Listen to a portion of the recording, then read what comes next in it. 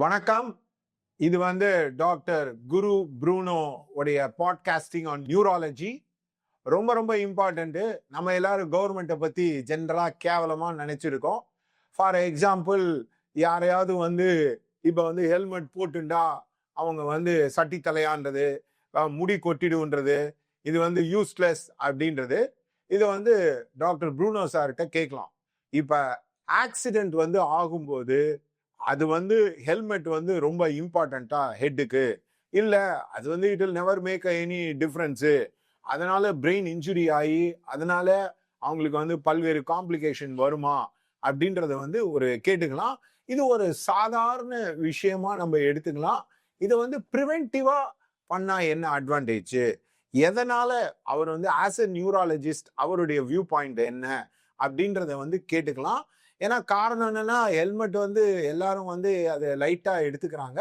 அப்படி இல்ல அது உண்மையா அப்படின்றத அவர் தெரிஞ்சு கேட்டுக்கலாம். சார், ஹெல்மெட் கண்டிப்பாக அணிய வேண்டும் சார். இது என்னன்னு நான் சொல்லிடுறேன். நான் நம்ம அரசு பொது மருத்துவமனை ராஜீவ்காந்தி ஹாஸ்பிட்டலில் கிட்டத்தட்ட ஒரு 300 நாள் நான் ட்ராமா வார்டில் டியூட்டி பார்த்துருக்கேன். டியூட்டிங்கிறது இன்னைக்கு காலையிலேருந்து நெக்ஸ்ட் டே காலையில் வரைக்கும் 24 hours எமர்ஜென்சி சர்வீஸில் இருப்பாரு, ஆக்சிடென்ட் வார்டில் இருப்பாரு. ஆக்சிடென்ட் வந்துட்டே இருப்பாங்க. ஏன்னா அந்த கவர்மெண்ட் ஹாஸ்பிட்டல்னா நம்மளுக்கு தெரிஞ்சுக்கிட்டே. ஸோ ஒரு நாளைக்கு 60 முதல் 80 பேஷண்ட்ஸ் வருவாங்க. ஸோ என்னுடைய அனுபவம் 250 இன்ட்டு 80 பேஷண்ட்ஸை ராஜீவ்காந்தி ஹாஸ்பிட்டலில் மாத்திரமே நான் கிட்டத்தட்ட ஒரு 250 இன்ட்டு 80 பேஷண்ட்ஸ் பார்த்துருக்கேன். இந்த அனுபவத்தில் வச்சுட்டு என்னால் உறுதியாக சொல்ல முடியும், ஹெல்மெட் சேவ்ஸ் லைஃப். ஏன்னா ஹெல்மெட் போடாமல் படுற அடியை விட ஹெல்மெட் போட்டால் படுற அடி பல மடங்கு குறைவாகத்தான் இருக்கும். இதில் என்ன விஷயம்னா, இப்போ ஒரு லிவரில் ஒரு அடிபட்டிருக்குன்னு வச்சுக்கோங்களேன். அது சரியாயிட்டுன பிறகு லிவர் திரும்ப ஃபுல் ஃபங்க்ஷனுக்கு வந்துடும். இப்போ மசில்ஸில் ஒரு அடிபட்டிருக்கு, அது சரியாச்சுன்னா மசில்ஸ் ஒரு 95% ஃபங்க்ஷனுக்காவது வரும். போன் ஃப்ராக்சர் ஹீல் ஆச்சுன்னா bone will be again back to full strength. ஆனால் மூளை அப்படி அல்ல. ஒரு தடவை அடிபட்டு டேமேஜ் ஆயிட்டுனா திரும்ப மூளை நார்மல் ஃபங்க்ஷனுக்கு வர்றதுக்கான வாய்ப்புகள் ரொம்ப கம்மி. அதனால உங்களுக்கு அடிபட்டு ஒருத்தருக்கு பக்கவாதம் ஆயிட்டுன்னா அதுக்கு பிறகு அவர் திரும்ப அவரோட கைகளை பழையபடி பயன்படுத்துவதற்கான வாய்ப்பு ரொம்ப குறைவு. அதனால இந்த விஷயத்துல பிரெயின் சிபியூன்னு சொல்லலாமா? பிரெயின் சிபியூ, அதாவது கம்ப்யூட்டருக்கு எப்படி ஒரு சென்ட்ரல் ப்ராசஸிங் யூனிட் இருக்கோ அதே மாதிரி பிரெயின் ப்ராசஸிங் யூனிட். இப்ப உதாரணத்துக்கு பிரெயினுக்கு அடிபட்டதுன்னா இந்த கை கால்லாம் ஃபங்க்ஷன் அடி வாங்கும்.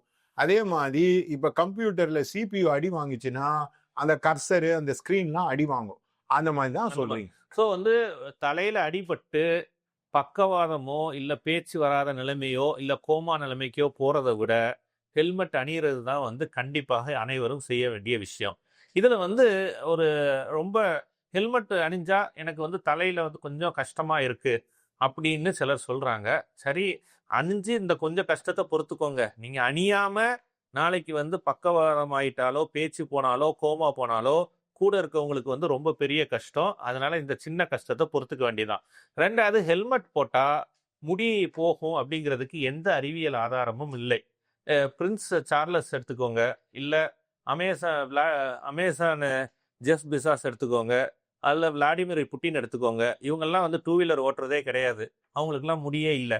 ஆனால் 2 வீலர் ஓட்டுற நிறைய பேர், நிறைய ஹெல்மெட் போட்டு ஓட்டுறவங்க நிறைய பேர் நிறைய முடியோடு இருக்காங்க. ஸோ ஹெல்மெட்டுக்கும் வழுக்கை தலைக்கும் எந்த தொடர்பும் இல்லை என்பதை நாம் கிங் சார்லஸை பார்த்தோ, விளாடிமிர் புட்டினை பார்த்தோ, இல்லை அமேசான் ஓனர் ஜெஃப் பிசாஸை பார்த்தோ நம்ம தெரிஞ்சுக்கலாம். அதனால இந்த தலையில முடி கொட்டிடும்லாம் கவலைப்படாதீங்க. தலைக்கு வெளியில இருக்கிற முடிக்கும் ஹெல்மெட்டுக்கும் எந்த சம்மந்தமும் இல்லை. ஆனால் தலைக்கு உள்ளுக்கு இருக்கிற மூளையை தான் ஹெல்மெட் பாதுகாக்குது. அதனால தயவு செய்து ஹெல்மெட் போட்டுக்கோங்க. நான் ஏகப்பட்ட விஷயங்கள்ல உடம்பு ஹெல்மெட் போட்டதுனால உடம்புல இன்னும் 2 இடத்துல எல்லாம் 2-3 ஃப்ராக்சர் ஆனா கூட பிரெயின் எந்த பாதிப்பும் இல்லை. கை கால் ஃப்ராக்சர் ஆன ஒரு 3 மாசத்துலயோ 6 மாசத்துலயோ சரியாகி நார்மல் வேலைக்கு போயிடலாம். ஆனால் பிரெயின் ஃப்ராக்சர் ஆச்சுன்னா திரும்ப வேலைக்கு போறதோ அல்லது ஒரு 3வது மாடியில இருந்து லிஃப்ட் இல்லாத இடத்துல இருந்து படியில இறங்கி வர்றதோ கூட சிரமமா இருக்கும். அதனால இந்த மாதிரி எந்தவித குழப்பமும் இல்லாமல் இருசக்கர வாகனம் ஓட்டுபவர்கள் கண்டிப்பாக ஹெல்மெட் அணிய வேண்டும். இதே தான் சீட் பெல்ட்டுக்கும். 4 சக்கர வெஹிக்கிள்னா எல்லாரும் சீட் பெல்ட் போடுங்க.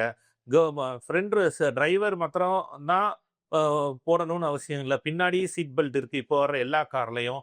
அவங்கவுங்க பாதுகாப்புக்கு சீட் பெல்ட் போட்டுக்கோங்க. ஏன்னா இன்ஜுரி ஆகும்போது தலை தான் ஃபர்ஸ்ட் அடி வாங்கும் கார்ல. இல்ல சீட் பெல்ட் இல்லைன்னா வயிறு அடி வாங்கிரும். செஸ்ட் வண்டி போய் முட்டும் போது செஸ்ட் டேமேஜ் ஆறது கூட வாய்ப்பு இருக்கு. நான் வண்டி தலைகீழா 3 சுத்துன நிறைய கார்ல இருக்கவங்க கூட சீட் பெல்ட் போட்டுட்டு எந்த வித பாதிப்பும் இல்லாம இறங்கி நடந்து வர்றதெல்லாம் நான் பார்த்துருக்கேன். அவங்கெல்லாம் சீட் பெல்ட் போடலைன்னா விபத்திலே அப்பவுமே இறந்துருப்பாங்க. வண்டி தலைகீழா இருக்கிற வண்டியில இருந்து கதவத்தை உடைச்சி எடுக்கிறவங்க கூட வெளியே வந்துட்டு அப்படியே நடந்து போவாங்க. சீட் பெல்ட் போட்டிருக்கோங்க. சார், மைக்கேல் ஷூமேக்கர்னு ஒரு ஃபேமஸ் கார் டிரைவர் ஸ்கீ பண்ணும்போது தலையில அடிபட்டு அவர் ஃபுல்லா கோமாக்கு போனார்.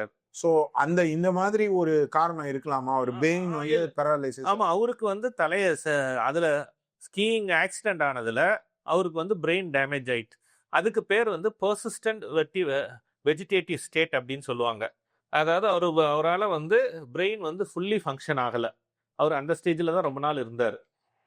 So thank you so much. So தொடர்ந்து இந்த பாட்காஸ்டிங்கை பாருங்க.